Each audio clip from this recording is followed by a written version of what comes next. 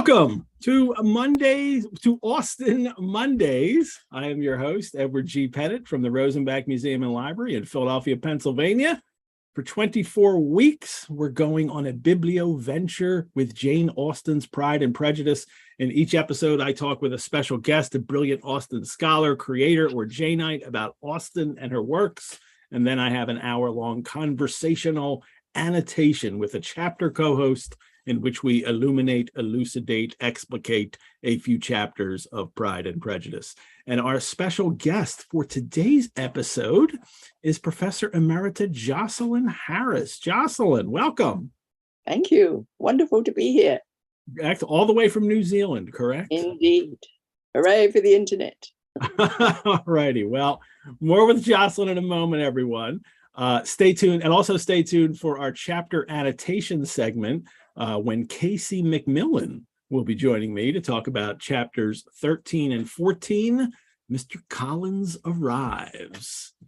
If you're joining us live, remember this is a one-time only Tuesday edition of Austen Mondays. After tonight, we'll return to Mondays for the rest of our run. You can see the entire schedule on the Rosenbach webpage for Austen Mondays. And if you are watching live, I invite you to enjoy yourselves talking to each other in the live chat on YouTube. You can also post questions there for me or our guests, and I will do my best to get to them during the show. If I don't get to your question, I'll post an answer in the comments for this show before next week's episode. And you can always drop me a line at epettit@rosenbach.org. That's EPETTIT at rosenbach.org. Let's get on with the show. For today's A Turnabout the Room, please welcome Jocelyn Harris, who took her MA at the University of Otago, New Zealand. Is that how you pronounce it, Otago? Yes, rhymes with Chicago. Otago, New Zealand, and her PhD at the University of London.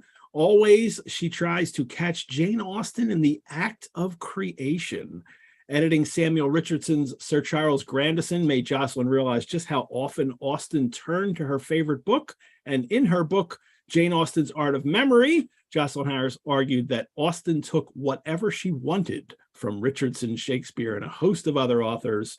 And then in her book, Satire, Celebrity, and Politics in Jane Austen, Jocelyn Harris identified historical moments and actual people in Austen's fiction, which we will talk a little bit about today. But Jocelyn, before we get to that, did you have an Austen moment, a Pride and Prejudice discovery moment in your life?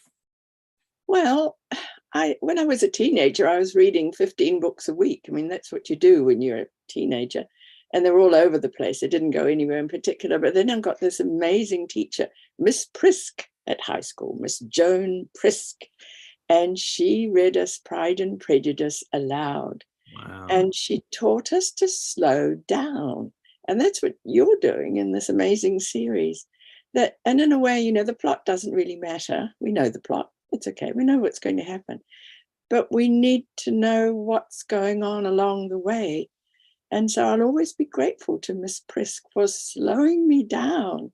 And goodness knows how many times I've reread it and I know what's going to happen. But I still find new things to laugh at and even new things to cry at. I had this, sudden heartfelt moment.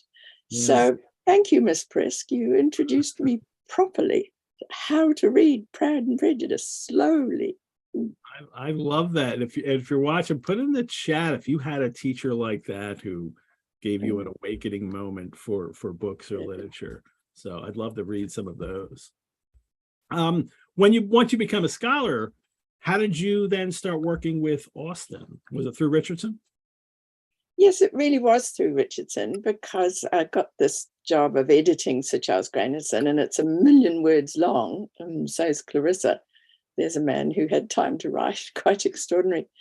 But the characters, said her biographer, James Edward Austen, he said, the characters were as well remembered as if they'd been living friends. Now that's quite remarkable. And I started to think, as I was editing the book, goodness, well, I've heard echoes of all this before. And sure enough, when I looked up the Austen, there it was. So for instance, all the characters in the first chapters of Pride and Prejudice turn up in they were there before in the first volume of Sir Charles Grandison. And then she just developed them. And it goes all the way through, so that the revelation about Darcy being a good man after all is almost word for what Richardson said about Sir Charles Grandison. And she just built up these hordes of words in her head, and they just came to her aid when she was writing, I think. So that's how I got started. And then I started to hear other echoes, and I just kept following it. It's like it's like pulling a thread, pull, Yeah. and see what you come up with next. Where did Austen find the books that she read? Oh, well, everybody assumes that because she lived in the country and she didn't have any money, that she didn't read books. But she was living in a household where there was a whole bunch of boy scholars, and she could have sat in on the classes. She could have read her father's books, her father's library.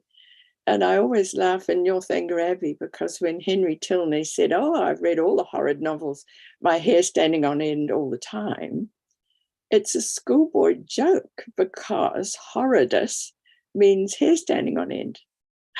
And so she pops a schoolboy joke right bang into the middle of Northanger Abbey. I never caught that. And then her brothers were bringing their books back. And then, of course, there were circulating libraries, wonderful circulating libraries.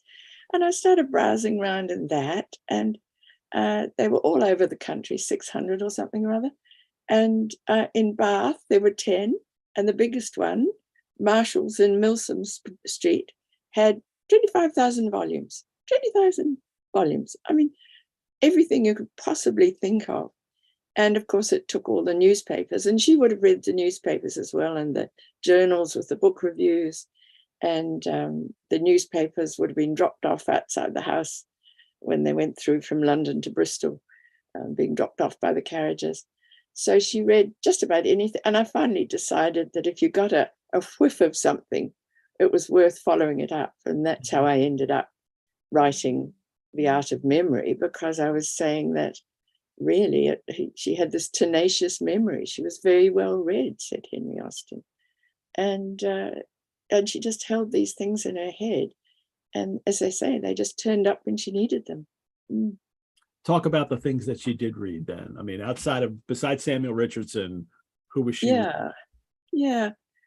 Well, people have been a bit hung up, I think, by that when she writes about why she tries to wriggle out of putting that dedication to the Prince Regent at the beginning of Emma. And she says, I think I may boast myself with all possible vanity, the most unlearned and most uninformed female who ever dared to be an author. But you can't believe that for a moment. Because as I say, she was reading and reading and reading, as women have always done, because we've been denied access to higher education. And so we've read, and that's how we've done it.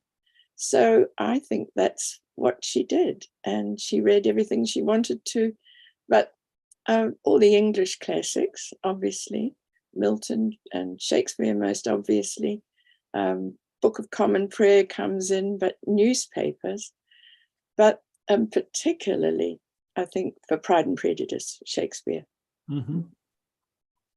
I know she mentions in one of her letters about when Walter Scott is going to start writing novels, and she's, and she jokingly mentions that, hasn't he cornered the market enough with poetry? Now he's got to, and so she's reading, she's reading also popular literature at the time, which would have been, Scott's poems, his narrative poems, yes. Obviously his novels as they were coming out. But she's also, am I right in thinking it's a little unusual for a clergyman's daughter to be so accepting of his daughter reading novels and things from circulating libraries, or should I just not assume that he would be automatically conservative? No, I don't think you can. And she was in a big, lively family, and somebody must have paid for the subscription. Maybe it was her father. She didn't have the money. Yeah. Certainly, he paid for her it was like crowdfunding, the publishing of Camilla by Fanny Burney, and you put in your money, and and you were listed in the subscribers list, and there she is. But she wouldn't have been able to afford it. Her father would have paid for that. Mm-hmm. And so there's a popular novel. She admired Fanny Burney enormously. And another way for her to acquire a goes in- book then, right? Yeah. Because she's she wrote and she sponsored it. She was one of the original subscribers, so she would have gotten that book and been able to own that. Definitely. And she refers to Fanny Burney in several of her novels. She's using Fanny Burney. She adored Fanny Burney, and Burney turns up in lots of the novels, and particularly Mansfield Park, which I think is, she had found out through her aunt who lived opposite Fanny Burney in Great Bookham, and that Fanny Burney had hated being at court, and there was this awful woman who kept hounding her, just as her Aunt Norris hounds Fanny, and yet she kept going on bravely and standing up to Sir Thomas Bertram, and in ways that are very reminiscent of Fanny Burney. Even in Emma, the episode in the carriage where Mr. Elton makes violent love to her, I always had to explain to my students that didn't exactly mean what they think it did. Mm-hmm. That comes straight out of Fanny Burney. The same thing happened to her. An awful clergyman plopped down on his knees and proposed to her, and she couldn't get out. So yes, Camilla. And then when she made a little bit of money out of Sense and Sensibility, she helped to crowdfund a book of 2 sermons. I don't know anything about them. I must try and look them up sometime. And she paid for that. And she was being a patron of the arts. I think she probably felt very good about that. Mm-hmm. But it's Shakespeare that is probably the most extraordinary source of inspiration to her. And she just took what she wanted from Shakespeare, particularly in Pride and Prejudice. Much Ado About Nothing.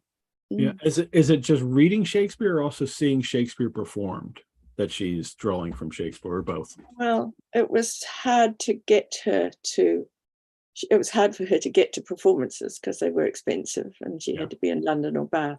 Although she did though, right? Or at least we assume the time that she spent some time in London, she did see plays. Whenever she could, she went to the theatre. And that was really interesting. So Henry Crawford says Shakespeare one gets acquainted with without knowing how. He's part of an Englishman's constitution. And I think she means it was part of her constitution as well. So Midsummer Night's Dream was a particular favorite, and that's all over Emma.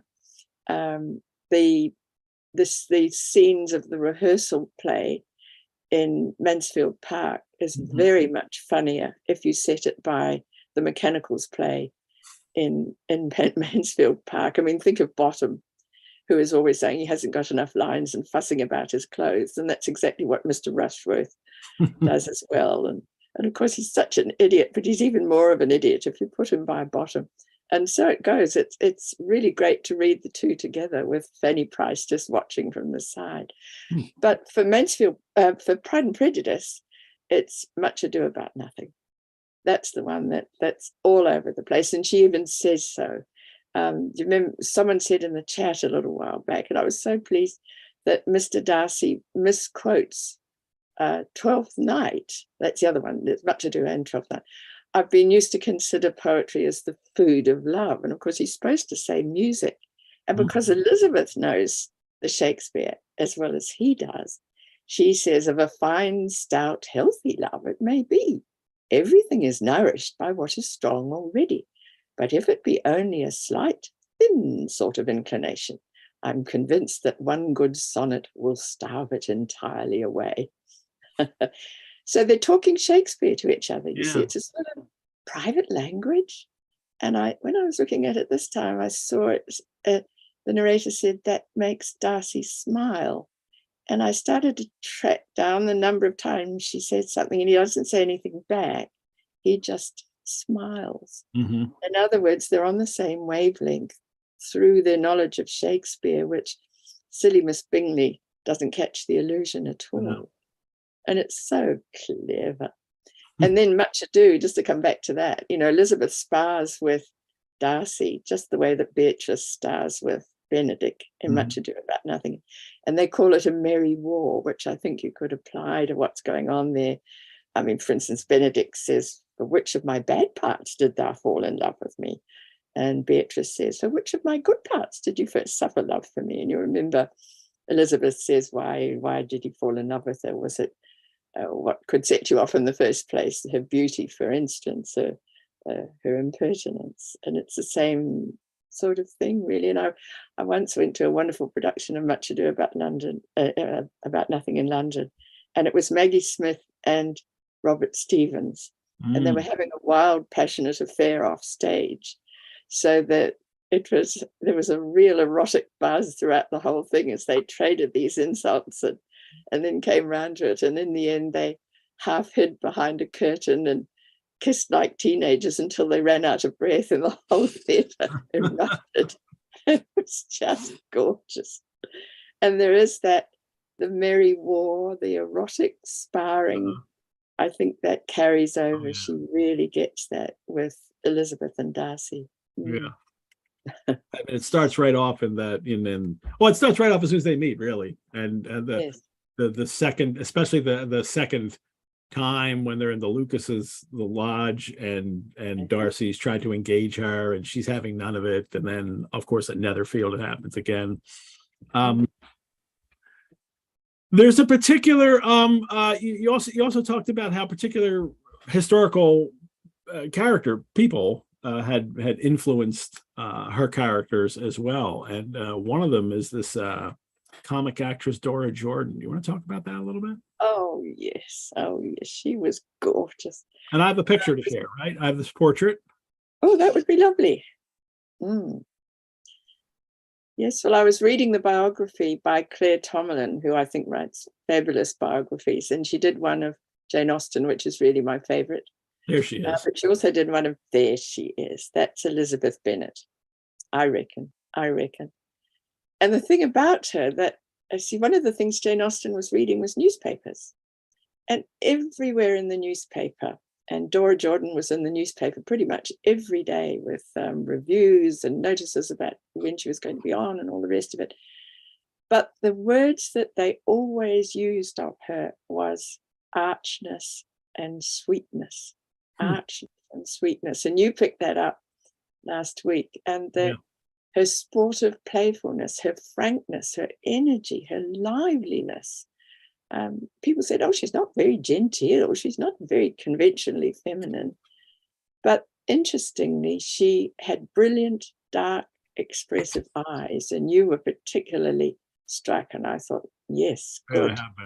By the fact that Darcy keeps going on and on and on and on and on about her eyes. And then the other thing that was her signature was this wild mop of hair tumbling down her back. And there it is. That was very unusual. So that was her trademark kind of thing. So I remember the bit you read out. There was a sweetness and archness in her manner, which made it difficult for her to affront anyone. And Darcy had never been so bewitched by any woman as he was by her. He really believed that were it not for the inferiority of her connections, he should be in some danger. Now, there's that little cluster of words that was always attached to her. She wasn't considered a beauty. You can see she's got this ski jump nose, but look at those eyes and look at that hair that Mrs. Hurst says is almost wild.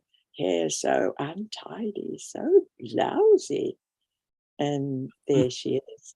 And the bright eyes heightened, fine eyes brightened by the exercise. And then that marvelous, perfect squelch, like something out of Reader's Digest. She a beauty? I would rather call her mother a witch. But afterwards, she seemed to improve on you, and I believe you thought her rather pretty at the time. And he says, yes, it was when I first knew her, for it is many months since I've considered her as one of the handsomest women of my acquaintance. Absolutely crushing. But she had lots of connections with Dora Jordan, who had lived a couple of doors away from Henry Austen in Henrietta Street at one time, or just before, she was there just before he did. And then Henry and Eliza Austen lived nearby, and she had this relationship with the Duke of Clarence. In fact, she had 10 children with him, the Prince Regent's daughter, brother. And there was a moment when the Duke came to get the children back, and they were just round the corner, and they probably saw that. And she tried to get to see her many a time and sympathized with Cassandra when she couldn't get in. Mhm. But the real clincher for me is that she brought back Rosalind and As You Like It, and that was her trademark performance when she was cross-dressed in a yellow breeches suit. And then, of course, when she went looking for the two sisters in the art galleries in London, and she said, Mrs. Bingley, who turns out to be Mrs. Quentin, who was the regent's mistress in 1813 while her husband was away at the Peninsular War. Wait, she found, which character was that? That was then she found... Oh, Mrs. Bingley. Okay. She found her. And that was Mrs. Quentin, the regent's mistress, dear Jane. And then she said she couldn't find Mrs. Darcy. And she said, I dare say Mrs. D will be in yellow, like Rosalind cross-dressed in a yellow breeches suit, Mrs. Jordan. And I just think that's so typical of her, those family in jokes where she's identifying two royal mistresses as Jane and Elizabeth. And I just felt I was getting very close to her at that point. Yeah. Yes. But the most moving...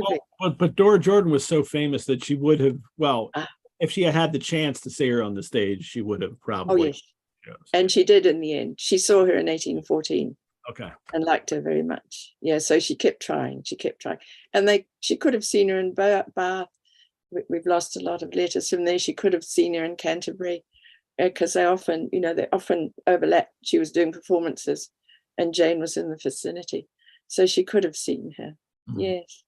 But for me, the most moving illusion where I feel I've really got close to Jane Austen, when she was dying, Cassandra asked her if there was anything she wanted. And I want to get this right. She was dying about half an hour before she came tranquil and apparently unconscious. During that half hour was her struggle, poor soul. She said she couldn't tell us what she suffered, though she complained of little fixed pain. When I asked her if there was anything she wanted, her answer was she wanted nothing but death. And some of her words were, God grant me patience, pray for me, oh, pray for me. That heartrending letter that Cassandra wrote. Well, nothing but death is a quotation from John Bunyan's Pilgrim Progress, mm-hmm. which was enormously powerful. Yeah, everybody would have known that. Yes, and Christian is the everyman who's trying to get to the heavenly city, the celestial city, and his way is always being blocked, and people are turning him back. And he says 3 times, he says he wants nothing but death. And finally, he's almost there, and he's confronted by mistrust and timorous, and they tell him to go back. And he says, no, going back is nothing but death. And he has to press on and get to the celestial city. So he chooses death and his suffering, and he knows that then his suffering will be over. So right at the moment of death, Jane Austen turns to her well-stocked mind, to an illusion from Pilgrim's Progress. And I found myself quite overwhelmed by that. Yeah. It was quite extraordinary, but it was also typical. I think that's the way her memory worked for her. And it's fascinating that we get to see it at work because she is an artist and an author, that we get to see her do that. She just does not do that in her life with her sister and family. She does it in books, and we get to then see that. So I guess my final question for you is like, what do you call Austen's creative process? Is this a unique thing, or do you have you come up with any kind of terminology for this that we don't talk about already? I've been puzzling over this for such a long time, the decades, for goodness sake.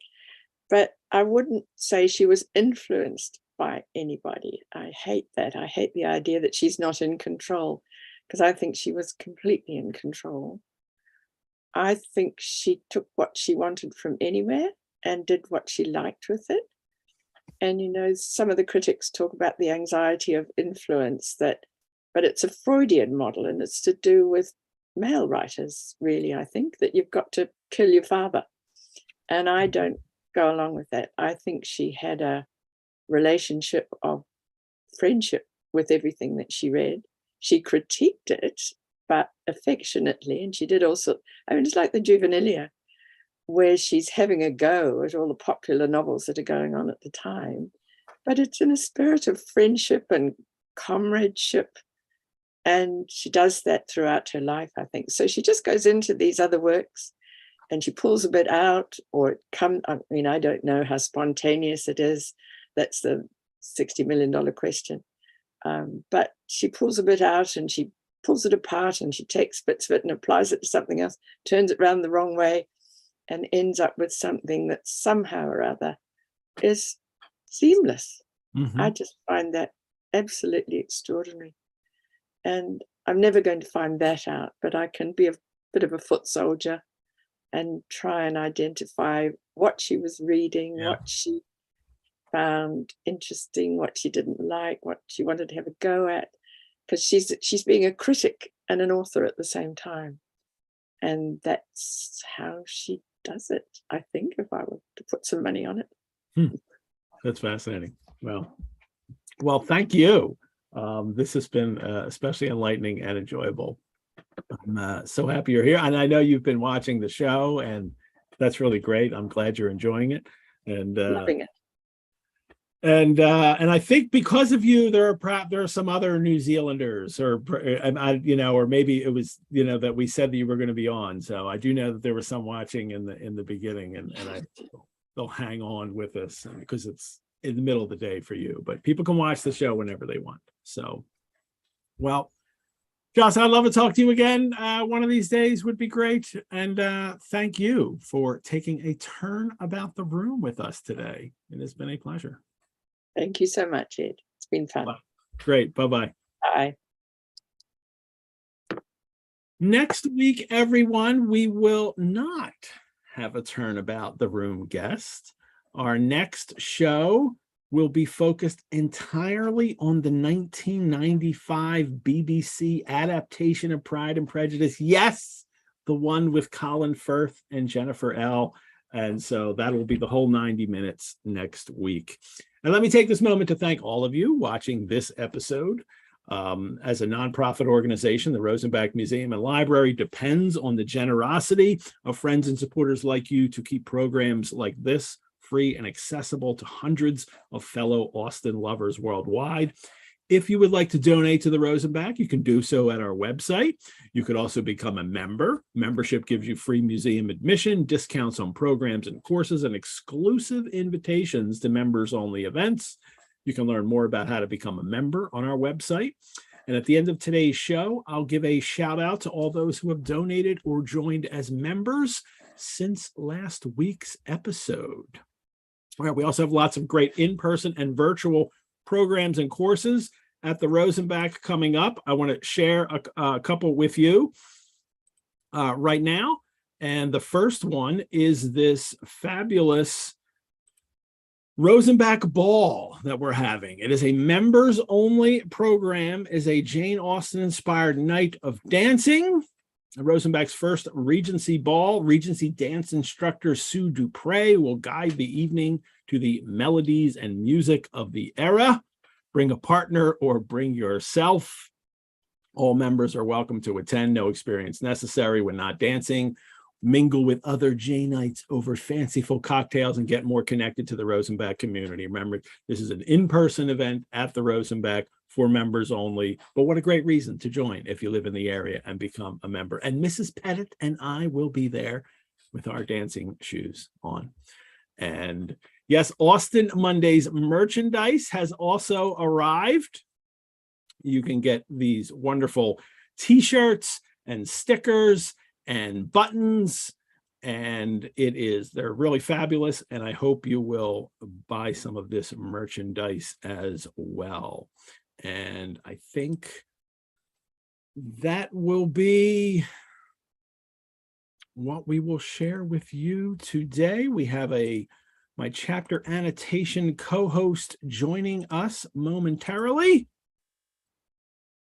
Oh, and you can also join us on Facebook, on our Facebook group page, Austen Mondays, for lots more info, news, links, conversation, and fun. And for today's chapter annotation segment, I want to welcome my co-host, Casey MacMillan. And there she is. Casey, finally, we get you on the show. I know, I've been eagerly awaiting it. I'm happy to be here. Good. You were supposed to join us 2 weeks ago. We had streaming issues. I am just happy you are here today. This is great. And then you're on 3 weeks in a row. So did you realize the schedule worked out that way? Because you're this week for this makeup show. Next week is we're all going to be on for the BBC Pride and Prejudice, and then you're scheduled for the next one. So. I realized that like just this second, as you said. I hope the schedule is still clear. So I'm looking forward to it. All righty. Well, first, I wanted to let everybody know what I am drinking today. This is the Drinking with Jane and Ed segment, and today I am drinking the Mr. Collins. It is it's a Tom Collins with a special twist to it. And a Tom Collins is lemon juice and sugar and gin, and then you top it with soda. And it's basically lemonade, soda, and and gin. But I also, instead of the soda, I thought I would do away with the sugar and the soda, and I use Prosecco in it, and I put a little cucumber in there for a garnish. But with Mr. Collins, it has to be the variation of the Tom Collins, and I think just as Prosecco is the wannabe champagne, Mr. Collins is like a wannabe gentleman. So I thought that would work very well. It turned out very nice. So not as sweet as I thought it was going to be, but that depends on the kind of Prosecco you get. So, and you know what? Neither is Mr. Collins. Not that. Yeah. For a mocktail, people could try just use lemon soda or just seltzer and add lemon to it. You'll cucumber wedge in it to give it a twist. Somebody told me online they were adding mint and cucumber. It's very nice. Or, and this is a deep cut for some of the online Jane Austen communities, just drop a potato in there. The people who know will know. I'm not knowing that. What is? Oh, there's a long history of is it? Yeah, from the 2008, the Keira Knightley when he's praising the potatoes. He's praising the potatoes, and so it's become there's a lot of potato content on the Facebook and other Jane Austen community pages. I'm here for all of it. I'm here for the crossover Lord of the Rings, Mr. Collins potato content. It is an exemplary vegetable. I'm very happy about it. All right. Well, let's get to our chapter annotation segment. And here it is as I play around with Zoom control. There it is. Chapters 13 and 14. Mr. Collins arrives is what we will be talking about today. And for that, joining me is Casey MacMillan. Casey is the artistic director of Philadelphia Theater Tiny Dynamite, where she directed and co-wrote the smash hit, The Complete Works of Jane Austen Abridged in 2019. Casey is the director of more than 50 productions in regional theater and off-Broadway. For the Rosenbach, so we got to join up. Casey was the writer-director of a unique production in our historic house, which just ran last weekend, called The Vampire's Mystery: Notes on a Monster, in which she took Bram Stoker's notes for Dracula and created a show out of it. And it was really fabulous and performed in the house. She is also the director, co-writer of a new adaptation of Jane Eyre that is coming up in the spring, and was just recently named artistic director of the Innish Newa Theater Company. You are busier than I am, and I don't encounter that many people that are like, constantly, like all these jobs, and they pile them all on top of each other, and that's what you do. So. Well, you know, my dad used to say, the more titles you have, the less important you must be. Oh, there you go. So yes. So, yeah, no, it's been a busy, just like it's been a busy October for you with Dracula season. Yeah, it's been a great but busy October for me. But we both made it, Ed. We made it. Yes, it's now November. I am, you know, I had a great time in October, but I needed the month to end. So tell us a little bit about your theater companies, plural. Absolutely. So yes, as Ed mentioned, he and the Rosenbach found me in part through my work on the complete works of Jane Austen Abridged, which is as he mentioned, an original show that I and a very special little team developed for my theater company, Tiny Dynamite. A play, a pie, and a pint is our chief program. And we're a little indie theater company in Philadelphia that is kind of anti-elitist in its scope. All our shows are served up with a pie and a pint, with a drink and a snack. Here in America, that's often pizza pie, but it's based on a theater in Scotland that does sort of lunchtime theater along with, you know, a drink and a snack. So we bop around through different historic and found venues in Philadelphia.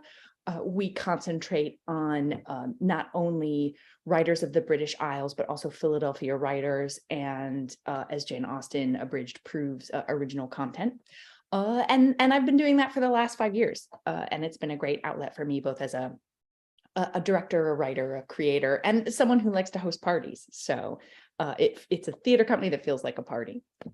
And then, as you said, Ed, I've just been named the artistic director of Inishnua Theater Company following the departure of their founder after 19 years. And Inishnua is Gaelic for New Island. And here we are in America on this new island presenting contemporary challenging plays of Ireland, Scotland, England, Wales. So my Anglophilia runs deep. My interest in storytelling in the tradition of Ireland runs deep.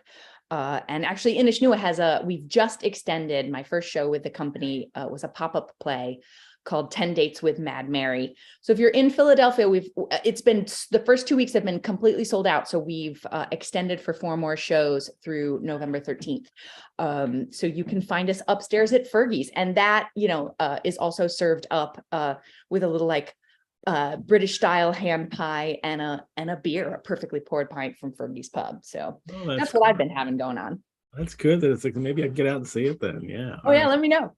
Yeah, and I love going to Fergie's. So, all righty. Fergie's, for everyone, it's a Philadelphia pub that's been here for a long time, owned and operated by Fergie, and who is like the unofficial mayor of Philadelphia. So he's a wonderful guy. All righty. But this all, like, instead of me asking you about your Jane Austen Abridged, you could kind of put that all into this longer question: is your Austen, do you have an Austen Pride and Prejudice discovery moment? And then I do, I sure do. And I fear it will make me sound like a different kind of fan than I am when I tell you that my way in was through the movies and miniseries first. I have, the Gwyneth Paltrow Emma came out in the mid-90s, and I watched it as a high schooler and fell in love with it. And Jeremy Northam, who played Knightley, frankly. And I think the thing that I loved about it was less the romance and more what I, at 15 years old, would not have known to call that delicious, loving satire that marks Jane Austen for me. That was what I fell in love with. And the Christmas that followed my obsession with that movie, my grandmother got me a beautiful bound volume of Emma. And I remember reading it and being surprised, you know, obviously compared to a film version, which has to cut so much, the density, not only of that satire, but just like the density of the storytelling in general. And I remember very distinctly 15-year-old me coming across a long passage of Miss Bates and just skipping it and skipping it and skipping it. And I realize now, like, these 30 years later, that I think like Jane Austen would smile on that a little bit of like, oh yeah, skip her if you can. So Emma was my first encounter. And from there, read and devoured all of the novels. Mm-hmm. And I would still say maybe because it was my first, Emma is my favorite. Yeah. Maybe I say that to myself, but I will say Pride and Prejudice is the one that I reread at least every year, and more like every 6 months. Yeah. How did you come about to write the show then? You know, I'm not a playwright yet. One of the things I love about the show, and that you put together with people, and then was the way you get to play in all of the novels and bring all that out, which you did so well with that. Thank you. Yeah, it was, I love what Jocelyn said about Jane Austen being a critic of things she read as well as a writer at the same time. I am no critic of Jane Austen. Who am I to say such a thing? But I'm a besotted reader and an adapter at the same time. And that's really where it came from. I'm not a playwright. I mean, I don't think I can say that anymore, having written out a play for the Rosenbach and been part of a Jane Eyre adaptation and Jane Austen abridged. But I had just a title pop into my head. It was maybe 5 years ago now, and it was The Complete Works of Jane Austen Abridged, which is itself an homage send up of, the very famous American trio of clowns who do The Complete Works of Shakespeare Abridged. Mm-hmm. And I thought, well, that's a really good idea. Someone should do it. But it never occurred to me that it would be me because, again, I'm not a playwright. And I find myself then at the helm of Tiny Dynamite, this indie company. And I thought, this is a thing that the people who love it are really going to love it. This is a thing that should exist. And boy, I'll kick myself if someone else comes up with the idea and does it. So I just took a chance and brought together some artists that I work with a lot in Philadelphia and really love, Charlotte Northeast, Jessica Bedford, and Megan Winch. And together, all of us Janeites, but all of us loving different aspects of Jane's work that, Jessica's favorite is Pride and Prejudice. So she wrote us a mini adaptation of that. And mine is Emma, and Megan's is Sense and Sensibility, and Charlotte's is Persuasion. So over the course of about a year and a half, we met at each other's homes and we drank a lot of wine and we had arguments about Jane Austen and we made each other laugh. And then we each kind of wrote treatments of the novels that are at once, a loving parody and an homage. For example, my Emma is written as a game show, which is sure a little bit glib when you're talking one of the great novels in English literature, but also one of the things that Emma says as she walks out, seemingly to host the game show, she says, I forget what I called the game show, but it was a dating game style, let's find a husband kind of style title. And she says, where men compete to find a bride and women compete against time and poverty. Which for me kind of encapsulates what we were trying to do, which is, hey, let's get to the heart of what we love about the depth and incisiveness of Jane Austen, but also let's explode what's most playful about her for a quick version theatrical adaptation. So that's what we set out to do. Well, we will get to some of those very themes today and talking about these chapters.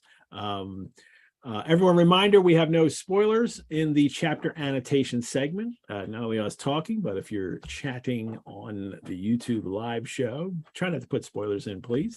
We only talk about what has happened thus far in the novel, but we can go in the past. And let's drop back to the last couple chapters when Elizabeth was at Netherfield, because I know you have some interesting things on how the characters were kind of engaging with each other in that, and you wanted to add to that as well, and I love that. Sure. Now, so yes, partly why I feel so strongly about what chapters 10 to 12 is that they were originally before we had our technical delays. Yes. That's what I'd prepared. And this was for everybody watch. This is when Jane is sick at Netherfield and Elizabeth is there visiting Jane or being her sister there, and has to interact with Carolyn Bingley and Charles Bingley, and of course Darcy.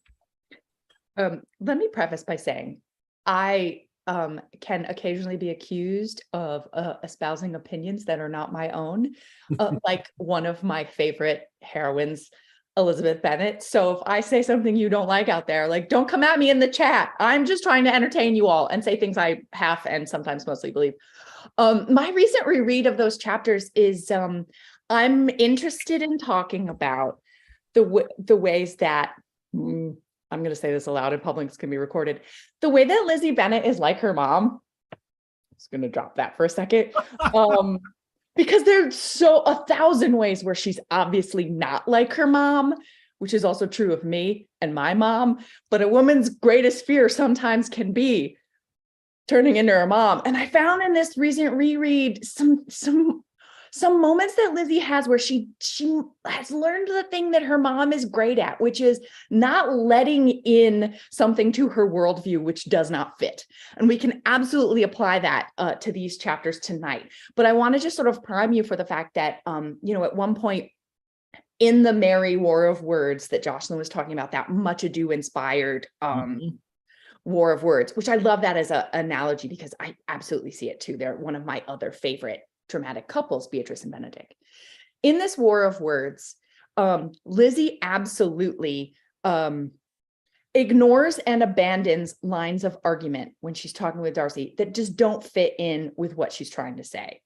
They're having, and pardon me if it came up last week, it must have, because I was doing this other program at the Rosenbach. I haven't caught up on last week's chat, but I have to believe that you talked about the word persuasion came up, which of course is like,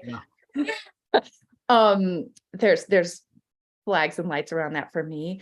And I think Jane Austen is team Darcy on this point. Darcy says you shouldn't give in to the persuasion of other people. And this is between Darcy and Bingley, like Bingley's team. Where Bingley's like, I would do whatever a friend said, and if a friend said stay, I would stay, and if a friend said go, I would go. And I have to believe on a different day that Lizzie would say, I don't like that very much. But because she's predisposed to like Bingley and predisposed to not like Darcy, she takes a point of view in that argument that I think on a different day she wouldn't take, right? There are things, she's like, oh, well, setting Bingley aside, the finer points of that. And it's just, for me, it's an echo of what comes in the chapters we're going to talk about tonight, where a couple of times Mrs. Bennet just dismisses a thing that doesn't fit, because it can feel really good to reaffirm all your own biases. And I think it's one of the things I love about Lizzie is that she has room to grow in this way, and that she just leans in to not liking people when she doesn't want to, despite evidence sometimes. But yeah, that was the thing I wanted to drop is there are definitely some ways in which we are told to like Charles Bingley when he displays a kind of behavior. I'm not going to spoiler, but in the chapters that we read for last week, can hurt people. An ability to be swayed can hurt people. And and Lizzie really defends it. And I think it's because she wants to like Bingley because her sister likes Bingley. And I think sometimes I think we see, and I have to believe that Jane Austen means for us to see that is a thing that happens, that's a mistake that Lizzie keeps making. Yeah, I told people to keep an eye on that, especially as we go on the novel, because what Elizabeth talks about is that, when and Darcy, or is it Elizabeth talks about how, but friendship, and when somebody is really, kind of looking out for you, it's okay to be influenced by them. And that is something that will come back to hurt people in the novel. Yeah. And Darcy says, no, it isn't, which is also worth remembering. Yeah. All righty. Well, let's hit chapter 13 then. Chapter 13 begins, I hope, my dear, said Mr. Bennet to his wife as they were at breakfast the next morning, that you have ordered a good dinner today, because I have reason to expect an addition to our family party. And that addition will turn out to be Mr. Collins. But first, Mr. Bennet's got to tease everybody. Like, he loves going through this process of, teasing and getting people to guess and not admitting to something. And it even says when he said it's, they're guessing, well, Mrs. Bennet at least guessing who it is. And I'd love to just drop in on that for a second. The Mrs. Bennet's first get is that, it must be Charlotte Lucas. And she cannot resist. It's like a deep groove on the record for her. She cannot resist the urge to slag on the dinners at Lucas Lodge. Like, it's one of my favorite themes. It's like she's always at the ready. this rivalry with Lady Lucas, and I live for it. Her dedication to low-key frenemying with Lady Lucas is just, it's a delight. It's a delight. I hope my dinners are good enough for her. I do not believe she often sees such at home. Yes. Rude. And it has to really make sure people know that even though the father was knighted, they should be that the Bennet should be the first family in the area because of their position.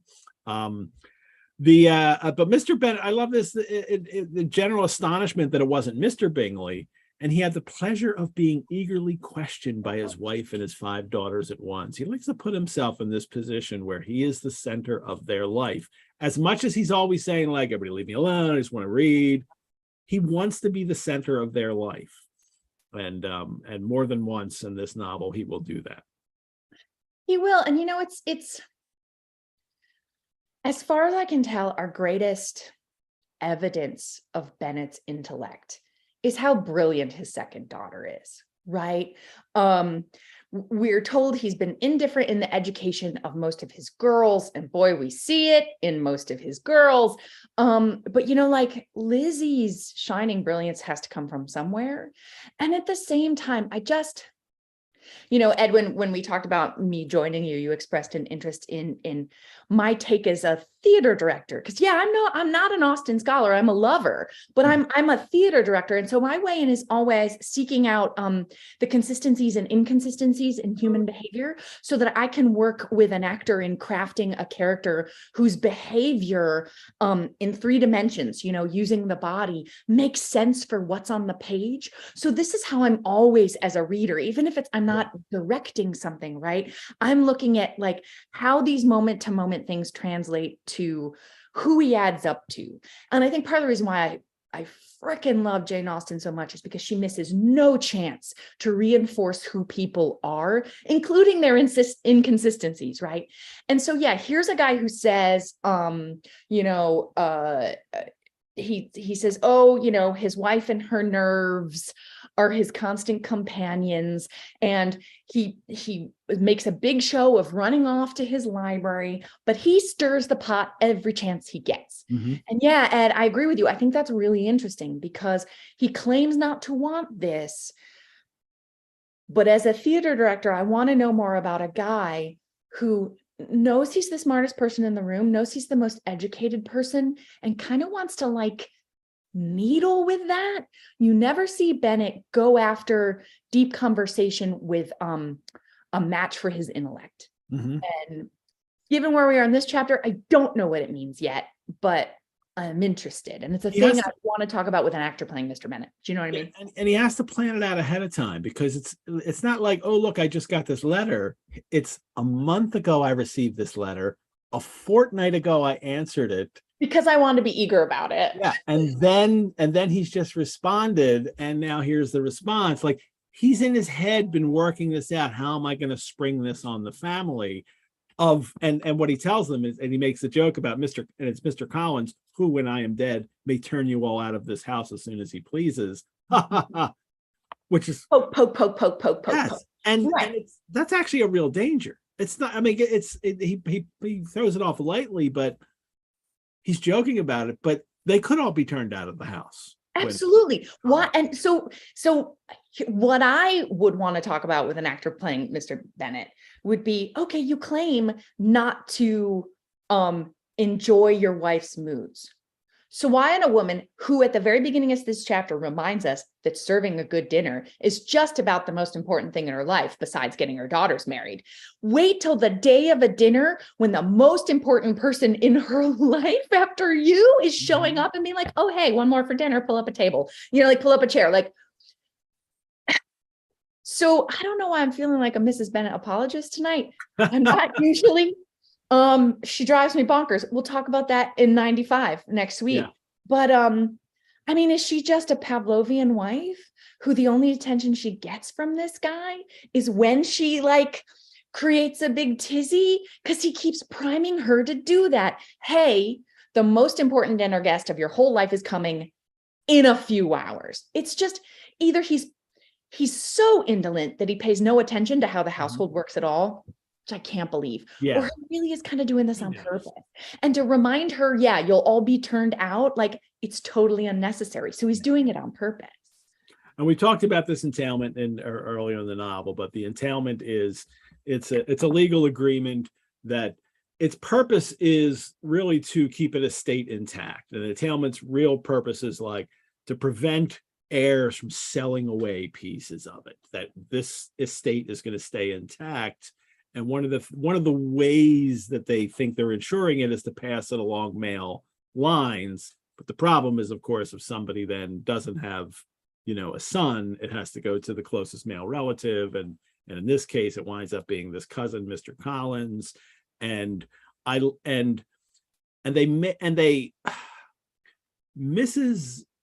Bennet here, well, first she says, she kind of doesn't understand the legal ramifications of entailment, but she understands the effects of it and the consequences of the entailment. And I love the funny line that she says here. Well, it's funny in a sense in that she says, if I had been you, she's saying to Mr. Bennet, I should have tried long ago to do something or other about it. And the joke is he tried at least 5 times to do something about it. And that is, but also, again, I think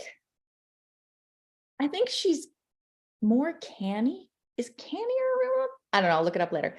I think she's smarter than we tend to give her credit for. Like, come on. Here is a girl just on what? Vivacity, youth, and beauty alone. No connections, nabs herself a gentleman. Like, it's very clear who's made the better marriage here. And I think, is it that she doesn't understand or that it's not convenient to understand? And it's a greater pleasure to not understand and make yourself the victim of every circumstance, which she's great at. Does she have the capacity to understand? I don't think we know that she doesn't. But they judge her on different terms, though, because it's Jane and Elizabeth judge her on. They say they tried to explain to her the nature of entail. They think because you don't understand the legal parts of this, you're not very smart. And we're just going to we're going to cease trying to explain this to you. She doesn't care. Exactly. She doesn't care. So, right. It's like talking with this Bennet is like the Regency version of having an argument on the internet. Like, you're not going to get anywhere because no one wants to be swayed.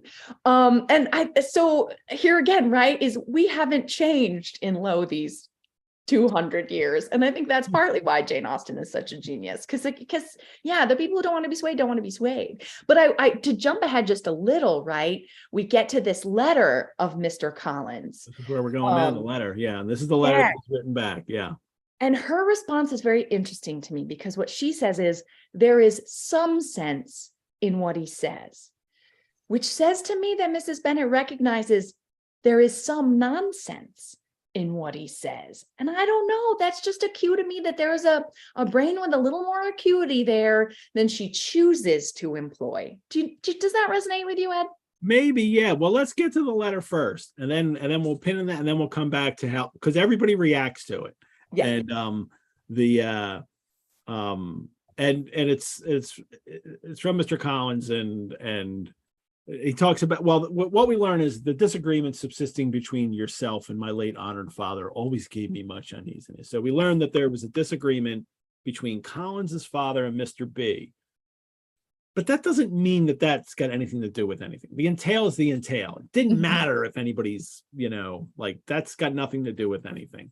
But it's interesting that Mr. Collins will bring that up right off the bat because, well, first he talks about Lady Catherine de Bourgh, the patron. He's now distinguished by the patronage of the Right Honorable Lady Catherine de Bourgh, widow of Sir Louis de Bourgh, whose bounty and beneficence has preferred me to the valuable rectory of this parish, where it shall be my earnest endeavor to demean myself with grateful respect towards her ladyship and be ever ready to perform those rites and ceremonies for the Church of England. Like it's it's taking care of her first, then the rights of England. And then it's the he goes, it's my duty to promote and establish the blessing of peace in all families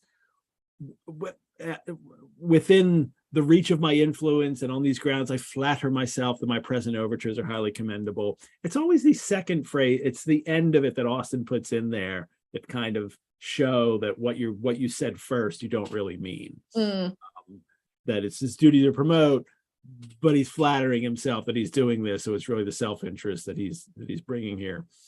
And then he mentions the entail, the circumstance of my being next in the entail, and then making amends. And for me, reading that, he's reminding Mr. Bennet and family that he's in the position of power. So because this is all his, one day. And then the finish is that, he talks about by 4 o'clock, and shall probably trespass on your hospitality till the Saturday night following, which I can do without any inconvenience, as Lady Catherine de Bourgh is far from objecting to my occasional absence on a Sunday. What about obviously the inconvenience of the family you're going to, visit? And that's not, in there at all. And well, at least Mr. Bennet made him wait 2 weeks. Yes. Mr. Bennet's got the sarcastic, his response is the sarcastic reply, that we may expect this peacemaking gentleman. He seems the most conscientious and polite young man, and I doubt not will prove a valuable acquaintance, especially if Lady Catherine should be so indulgent as to let him come to us again. I mean, he doesn't mean any of that. He's just being sarcastic about him. Yeah, my read on that letter is I don't think Lady Catherine dictated it, but I feel like it was for sure her idea of like, what you should do? You are old enough to get married. You should make amends and you should go marry one of those daughters. That just feels like Lady Catherine up and down to me. And so, yeah, I mean, absolutely, it's a power move, but he does put in there a couple of times of like, your amiable daughters, your beautiful daughters. Ooh, more on that later. I think, yeah, I think he thinks he's being, beneficent, but yeah, this feels to me like a dictated by Lady Catherine de Bourgh. And well, I think the getting married is dictated by her, but I don't know if she would necessarily recommend the Bennets because of who she is, but well, more importantly, Mr. Collins is not in a position to meet young women. And so even if Lady Catherine de Bourgh is suggested or not, his point would be like, this is the opportunity for him to go and meet young women that he could marry. Yeah. He can't meet anybody where he is. He's clearly socially inept. And as much as he covers that up all the time, he must know that in some way that people don't react well to him. And I agree with that. Captive audience. Here's the captive audience of young women who I can go and offer them what they already have. Do them a favor. Yeah, do them a great favor. Why? Yeah, I'm curious, Ed, why would you say that she wouldn't necessarily recommend the Bennets? Because I can't. She would recommend them, but the only way she would know them is through him. And so that's, they're on his level, obviously. But I think they are beneath her notice. And once they do become within her sphere, then she's very interested in them. But they have to come within her sphere for her to know them first, I think. Yeah, yes, I see what you're saying, but impishly, I suggest to you, I think shelves in the closets are beneath her notice too, and it doesn't stop her from suggesting them. Yeah, I think where I come from is that, like, I don't know, I'm not rich. I'll never be rich. But if I were, I'd be up in everyone's business that I could. Because no one could stop me. Opining on other people's lives would be, yeah, it would become my vocation. And so that's where I come from. I see that in her, that yeah, she has a sense of like, no, this is the thing you should do. Go do this. So that's my read on it. Well, everybody reacts to, well, yeah, everybody reacts to it. And Mr. Bennet is sarcastic about it. And Elizabeth and Mrs. Bennet see something about who he's supposed to make them any amends about her daughters. I won't discourage him, but it's interesting. She doesn't seem to catch on right away that what he's really hinting at is that what I would be offering them is marriage. Now, I don't think that's a spoiler to go give away at this point, but that is something that I think Mr. Bennet catches right off the bat, that he's going to offer this kind of thing. And it's easy to put the pieces together. I'm surprised she doesn't notice it right off the bat. But of course, he's just a clergyman. She has no interest in marrying him to her daughters. Oh, I don't know. My read on that's different. Is that I think, right, is again with the Mrs. Bennet apology tonight. I don't know. I think she's always going to be primed on saving her own life and the lives of her daughters when her husband's dead. A thing he just reminded her of, as you pointed out so brilliantly, right? And she says there is some sense in what he says. That to me, like to my ear, is I'm willing to overlook that this guy's a boob because he's inheriting this house and I would like to stay as a dower in this house. So there's some sense in what he says about the girls, she says. And the next graph is this is my case that like she hears more than we give her credit for. That's just my case in this, because the next graph where Mr. Bennet and the girls are astonished by her composure. And it took me a couple reads, but I stopped being astonished, right? Because if all the gears of like, and he's going to marry one of them, she knows exactly what she has to do. And that's play the hostess and be composed and be ready. I don't know. That's my take on it. Well, perhaps I give her too much credit. Yeah. And well, Elizabeth is Jane. Well, Jane just says, what can he mean to make atonement? Jane doesn't seem to recognize what's going on here at all. And Elizabeth, though, is only struck with the extraordinary deference and his kind of, he must be an oddity. I cannot make him out. Pompous in his style. Why is he apologizing about the entail? And then she goes to her father. Can he be a sensible man? And he's like, no. Yeah. Everyone's true to form. Jane's like, I'm going to say a nice thing. And Witty's, and Lizzie's going to make the witty remark. And Mary's going to say something dumb. Yeah. No, about the point of composition. The idea of the olive branch, perhaps, is not wholly new. That's Mary, doing that pretentious thing with the way he's writing the letter. And then I love Catherine and Lydia. Neither the letter nor its writer were in any degree interesting. So yeah. He's all not true to form. Not an officer. They don't care. So they all have consistent brands. But I think with Mrs. Bennet, she, as soon as somebody is potential for her daughters to marry, she's all over it. And I don't think she sees Collins like that yet. Because the make amends, I suppose he's to make amends. Maybe she's thinking he'll leave them some money or something. He'll take something out of the estate for her girls, because as soon as she does find out later, then she's all over it. Like she doesn't waste any time with trying to if she thinks someone could marry her daughters and he's worth marrying them, then she's all over it. But he doesn't seem like he's perfect yet, even though he's going to get the house. Oh, see, yeah. So where's that moment for you when she changes her mind? Because maybe it's the knowing where it goes. For me, it's like after, because he gets the house, then yes, he is perfect.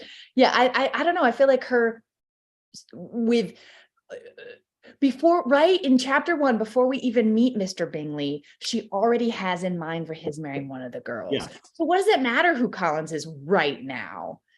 Yeah, that's my take on it. Yeah, but I think if she doesn't say that about him. She talks about he's disposed to make amends, and that's fine. She doesn't turn it to marriage yet, at least in language, but she will soon, and we'll hit that, in future chapters. And then we get a description. He shows up. He comes to visit, and we get the description of him is he seemed neither in need of encouragement nor inclined to be silent himself. He was and this never happens in movies. Have not hired an actor yet who looks like this, so I think so. I like to point it out that he's tall, heavy looking, he's 25. He's 5 and 20, so that's young. And I think he's often an older actor is often cast, but not always. His air was grave and stately, and his manners very formal. Well, we see that. And he complimented Mrs. Bennet on having so fine a family of daughters, which we always see. But I think it's good to remind people that he's 25 and and tall too, because comic actors frequently are not tall unless they're real skinny. Like there's a physical thing that they don't want him to be. Like he almost sounds like he would be imposing in a sense if he's heavy looking.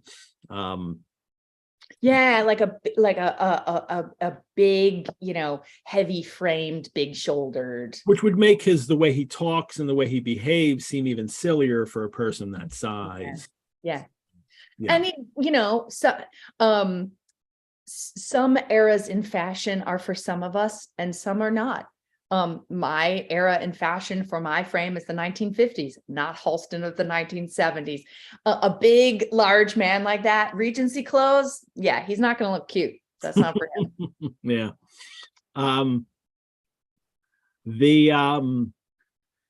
He compliments the daughters right away. Mrs. Bennet right away is like, yeah, they could be destitute. She really, lays it into him right away. She does the same thing with Darcy too. Like she, is right at people with, what she thinks. And he hints at his design. He says, I can assure the young ladies that I come prepared to admire them. At present, I will not say any more. But perhaps when we are better acquainted, and then this is the real hint of what's going to happen here. And then they go to then at the end of the chapter they go in to have he's not only admiring the daughters, he then starts to walk around the house and admire all of the furniture and which is all his in one day in future. And so there's also that kind of unfunny reminder of the daughters are just as much property as the furnishings in the house to a man who's coming to look for a wife. Yeah. Disposed of is such a phrase. Yeah. Disposed of in marriage. I don't know enough to know if it was common parlance in speaking of the marriage of women in the time. Perhaps it'll come up in the chat, but it just rings on my ear every time I reread it. Yeah. And he says, then he wants to know, which of his cousins, did the cooking. And Mrs. Bennet's like, whoa, we don't cook. But Mr. Collins needs a cook. Yeah. He doesn't live in the style of his life where his wife is going to need to cook his meals. And you know what it suggests to me? The fact that and I don't know, I know over at Lucas Lodge, right, there's not quite enough money to live on, and Charlotte does participate in that stuff, but it suggests to me that how he grew up is not with a very deep understanding of the gentry, right? So I don't know much about his dad, but it suggests to me that he's faking it, right? And that's interesting. Why he'd be this like combination of sort of simpering and on the heels and butt kissing with this like grand, lofty, language they uses in the letter. Like why it's such an interesting mix of those two poles, right? A guy who thinks he's really great, because some circumstances have suggested to him that he is, being the rector for Lady Catherine de Bourgh, being the next gentleman of this estate. But also, if he grew up without an understanding of all these things, he is faking it. And that suggests to me he is probably very uncomfortable. He apologizes for 15 minutes for that mistake. Quarter of an hour he apologizes over this. He says later, to back that up, what you're saying there, that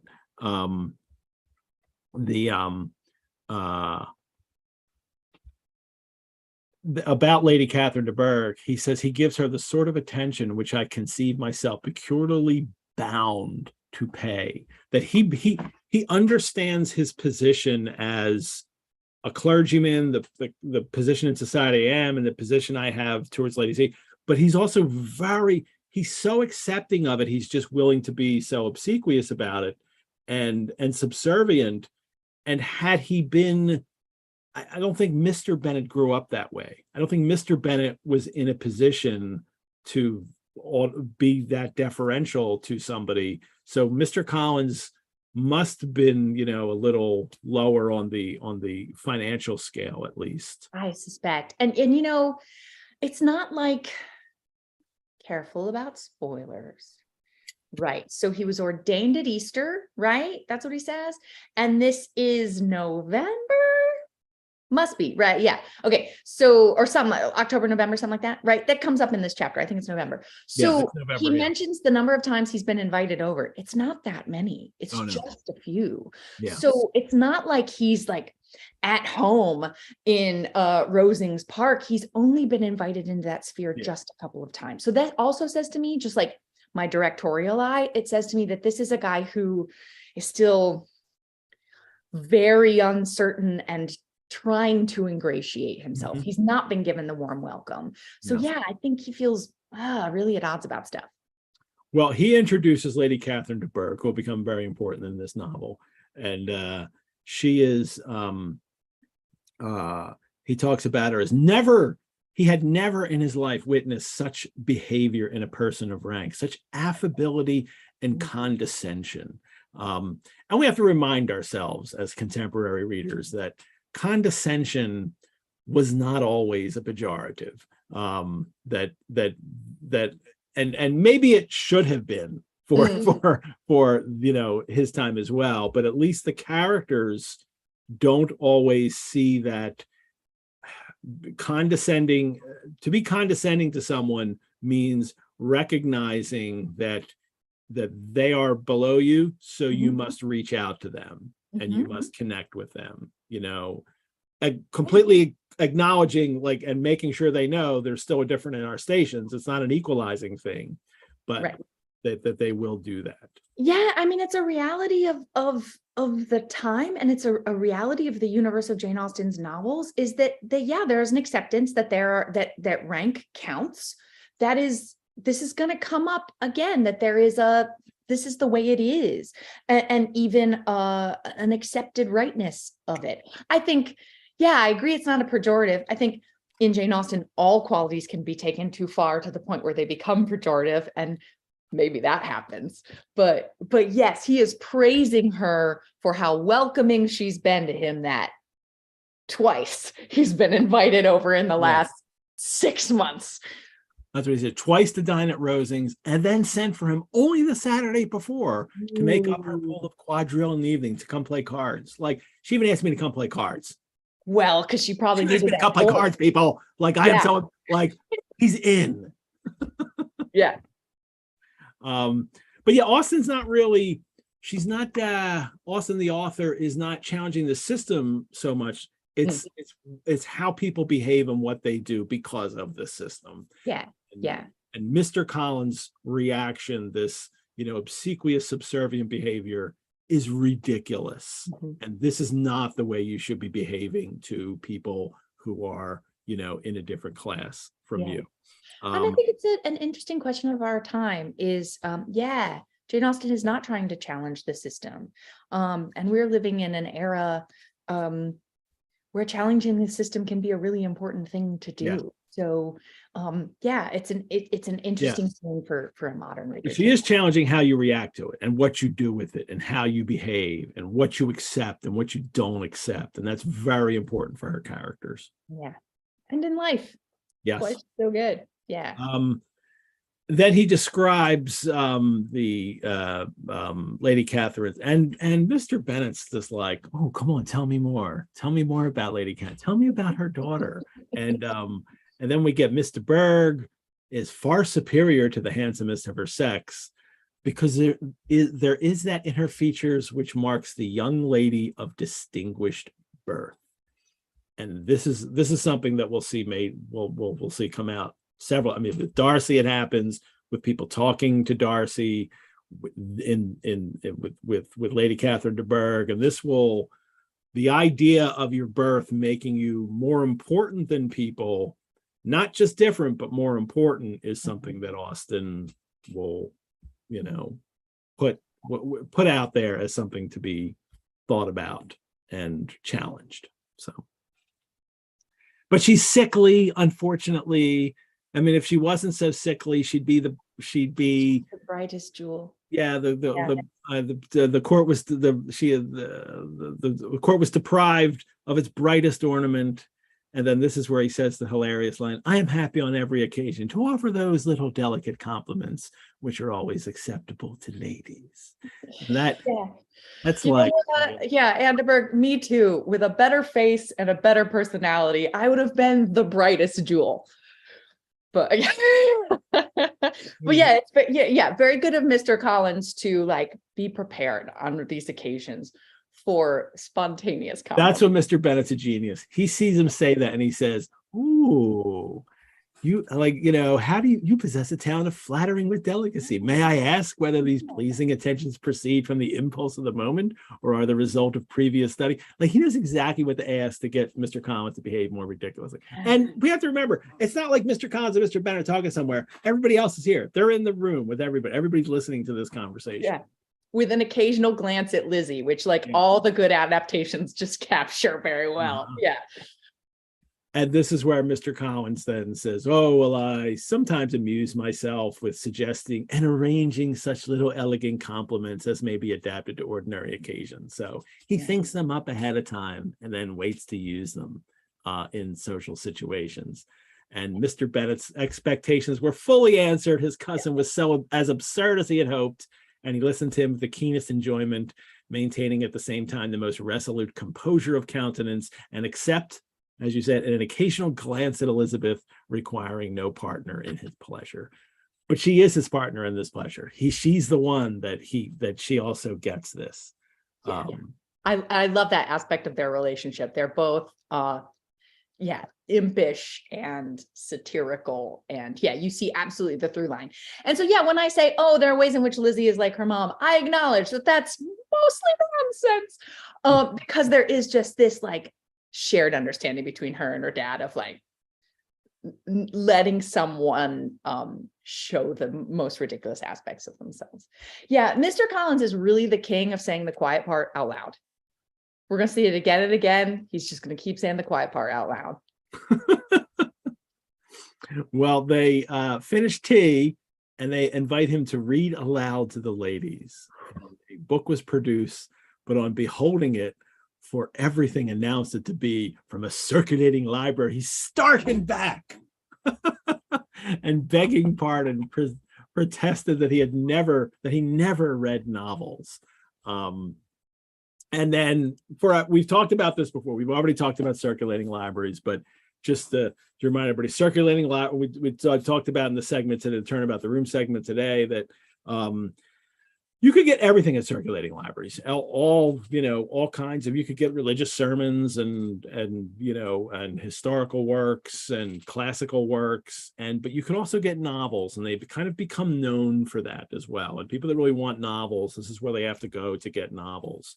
And Austen and her family read novels and have novels apparently, and in one Austen letter she writes about her she says, "Our family, who are great novel readers and not ashamed of being so." I mean, she's on the side of novel readers. And then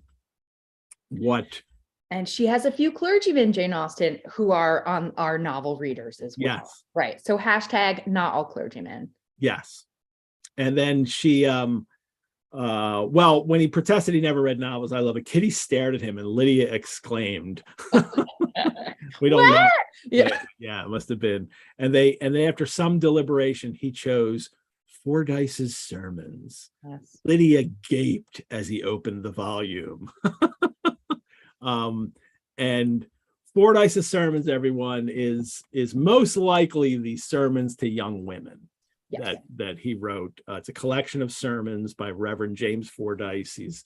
He lives the 18th century, 1720 to 1796.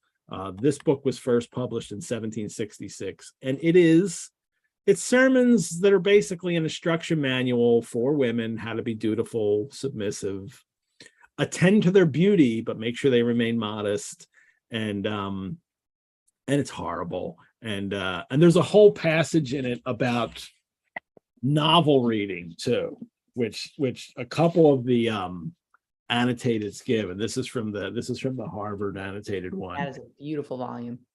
And this is in Fordyce's sermon. It's there seems to me to be very few in the style of novel that you can read with safety, and yet fewer that you can read with advantage. What shall we say of certain books which we are assured, for we have not read them, which is that are in their nature so shameful, in their tendency so pestiferous, and contain such rank treason against the royalty of virtue, such horrible violation of all decorum, that she who can bear to peruse them must in her soul be a prostitute, let her reputation in life be what it will. I mean, this is I can imagine after not wanting to read novel, maybe he would have read or started to read the more. Yeah. I mean, to a weak mind, Fordyce, sure. Yeah. I think it's fun to point out that when we get to this moment, it's because Mr. Bennet has run away. After, Mr. Bennet is like that friend that comes over and like gets your cat all riled up and like bitey and ready to pounce, and then leaves, and then your cat like attacks you at the ankles. That's what Bennet has done. He's like, oh, he's got him all lathered up at dinner, got him talking, and then he's like, bye, go to my library, read to the girls. It's so rude. It's so rude. Well, he doesn't exactly. He's still there, but he does go off by himself. Oh, thank you. Yeah. And that's what happens, because Lydia she just interrupts him as he reads 3 pages, and she's like, do you know, Mom, that my Uncle Philip's, like, she just starts talking gossip like right in the middle of him speaking, and Mr. Collins is offended and lays aside the book, and he has his little, I have often observed how little young ladies are interested by books of a serious stamp, though written solely for their benefit. It amazes me, I confess, for certainly there can be nothing so advantageous to them as instruction, but I will no longer importune my young cousin. Like, and he gives he shows his disapproval, but he has to back off of everything right away. He can't, he's not strong enough to follow up and really say, like, he doesn't really believe. He's not a person of conviction who believes it and wants to really let people know. He then goes to Mr. Bennet to play backgammon. Yeah. He's petulant. Yeah. And partly why I love it is it just proves the weakness of both those characters, right? In absolutely opposite ways. The moment you would expect, okay, this is a clergyman, a person of authority and moral manners, like, okay, make this a teachable moment. No, he pouts and then he runs away, while Lydia is the opposite problem. Like, right? I don't know, maybe she should read a little more Fordyce, just a little, maybe. Well, he apologizes. Well, he doesn't. He says, I'll never resent her behavior in any affront. Don't worry. But, Sure he won't. He's not going to be, play backgammon with Mr. Bennet. So, and that's the end of what Mr. Bennet deserves. Yes. So I think I wouldn't want to be stuck playing backgammon with him. Like you're ridiculous and that was hilarious, but like for that to continue for the rest of the night is like, yeah. So, and we'll see in future chapters that Mr. Bennet does disappear. Like then he's like, no, I'm not dealing with you anymore. So, all righty. J Knights, thank you all for tuning in today. I want to thank our show sponsor, Lisa Washington. I want to thank Jocelyn Harris for taking a turn about the room with us earlier. I love that. And I want to thank all of you who have donated over the last week. Your support helps us bring this show to everyone, create other one-of-a-kind programs and courses, and also help us care for our collections at the Rosenbach. And let me call some of you out. Beverly T. donated in person at the Rosenbach. She came by the Rosenbach to make a donation. Jody O. from Bloomington, Illinois. Brianna M. from Glenside, PA. Thank you, Brianna. Carol T. from Telford, PA. Jane W. from South Dennis, Massachusetts. And Elizabeth S. from Philadelphia both donated and became a member of the Rosenbach. Rosenbach membership gives you free museum admission, It gives you discounts on programs and courses and exclusive invitations to member-only events. You can learn more about how to become a member on our website. Remember, everyone, we have an Austen Mondays Facebook group where we can continue the conversation. It's been really fabulous on the Austen Mondays page. Look us up on Facebook and join in. And all of these YouTube shows are now all the shows will be on YouTube, and you can go later and make comments in them and like and subscribe to the channel and all that fun stuff. So I want to thank Emily, who was our chat Mrs. Reynolds tonight, filling in for Brianna. Thanks, Emily, for managing the links in the chat. Join us next week, everyone, on episode 6 for Darcy's Wet Shirt, the 1995 BBC Pride and Prejudice, where I'll be joined by all 3 co-hosts, Lauren Nixon, Kathleen Hudson, and Casey MacMillan, to discuss the adaptation for the entire 90 minutes. Thank you, Casey. This was super fun. Oh, I'm so glad I've got you. I'll be filled with erroneous opinions on the 95 next week. I am so glad you are in this mix with us now. Thanks to Tucker Christine, who wrote our opening and closing credits music. Thanks to my daughter Lulu, who shot and created the credits with me. Farewell, readers. May you never have to listen to elegant little compliments from Mr. Collins, and may you read all the novels your heart desires. Thanks, everyone. Bye-bye.